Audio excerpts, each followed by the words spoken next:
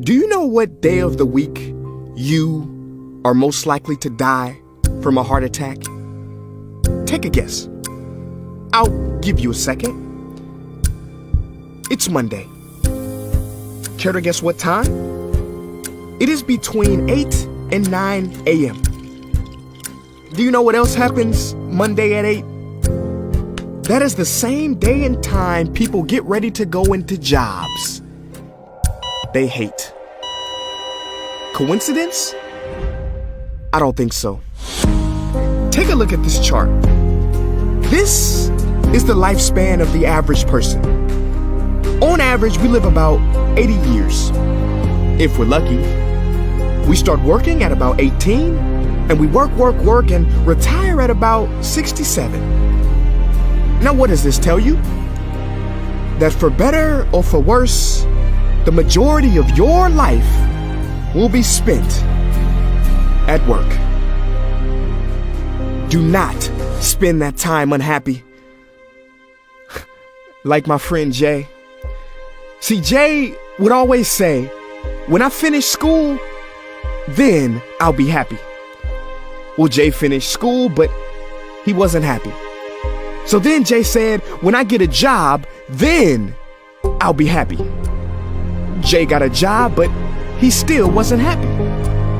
So Jay said, when I get married, settle down, and have kids, then I'll be happy. Well, he got married, settled down, had 2 kids, but still wasn't happy. So then Jay said, okay, when the kids leave home and I retire, then I'll be happy. Well, the kids left home and he retired, but he still wasn't happy. So Jay started going to church. And I asked Jay why he was going to church so much. And he said, because when I die, then I'll be happy. Jay's story, however sad, is not unique.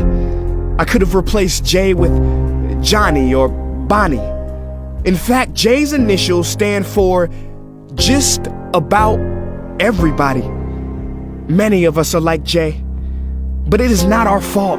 We have been tricked to stay stuck in jobs that are literally making us sick and to be and then people. You know about the and then people, right? It's people who constantly say, and then I'll be happy. Ladies and gentlemen, we must go from living as and thens to becoming right nows. We have to be happy right now. How? We must either find a job we love or bring more love into our jobs. It is time to step out of the rat race. Cause the funny thing is, even if you win, make a load of money, hold up the trophy that everybody hails, you're still a furry rodent with a pointy nose and long tail. Wake up. Stop playing with your life. This ain't a video game. This ain't Mario Kart. This ain't Fortnite. There is no try again button, no option to redo this level. When the game's over. But there is one cheat code to the human console, and that is to take control and to stop buying into the lies society has told, like how overworking is cool and being stressed out is a status symbol. Oh, and I almost forgot the biggest lie. Keep a work-life balance. Now, on the surface, you may not see how crazy that sounds, but think about it. Work-life balance? Shouldn't it be the other way around? Shouldn't life come before work? Because when your life is better, your work is better? But don't take my opinion. Harvard professor Sean Achor recently discovered something fantastic, which he calls the happiness advantage. His studies prove that 75% of job success can be predicted by not how smart you are, not how talented you are, but how happy you are. His research is decisive. He says when you're happy, your intelligence rises, creativity rises, your productivity rises. And you know what else is funny? You also make more money. But here's the real kicker. You live longer too. I know, it sounds too good to be true, but yes, optimists actually live longer than pessimists, so you could stretch this graph a few extra years if this time here is filled with more joy and cheer. Let me be clear, do not take this message lightly. It is your duty to be happy, for your own sake. I don't care if you're here at the end, it is never too late to trade in your deadlyhood for a livelihood and refuse to suffer during the weekdays.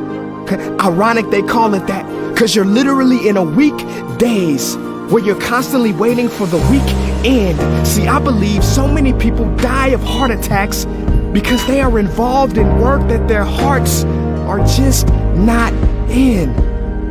I believe people have low vital signs because they are involved in work that is not vital to them. My friends, happiness is a choice, but anyone who says it's easy has lied. It ain't easy, but you have to try. The first step is to look inside and remember the quote that the Buddha wrote 2,000 years ago, which I believe today for most people still applies. The problem is, you think you have time. Stop wasting your life.